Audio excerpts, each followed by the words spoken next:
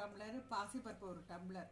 அதை வந்து நல்லா வேக வச்சு நம்ம மிக்சியில் கொரன்னு அடித்து வச்சுக்கணும். அதுக்கு பிறகு வெங்காயம், பச்சை மிளகாய், பூண்டு, கருவேப்பிலை, புதினா எல்லாத்தையும் போட்டு பிசைஞ்சு இப்படி உருண்டையாக பிடிச்சிக்கணும். இப்போ எண்ணெயில் வறுத்துட்ட குழந்தைங்களுக்கு ஹெல்த்தியான உளுந்தம்பருப்பு, பாசிப்பயிறு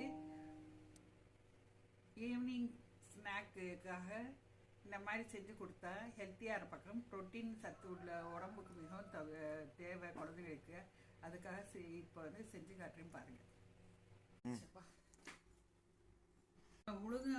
கருப்பு உளுந்தும் அப்புறம் இது பாசி பயிரும் சேர்த்து வேக வச்சு அதை வந்து நல்லா மிக்சியில் வந்து குறன்னு நைஸாக அடிச்சுக்கணும்.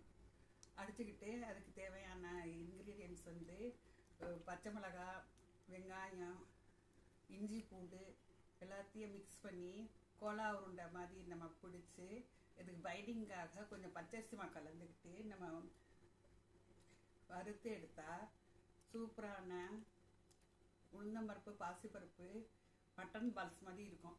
இது குழந்தைங்களுக்கு ஹெல்த்தியான டிஷ். இதை செஞ்சு பாருங்கள், ஷேர் பண்ணுங்கள், எங்கள் சேனலுக்கு சப்ஸ்கிரைப் பண்ணுங்கள், சப்போர்ட் பண்ணுங்கள்.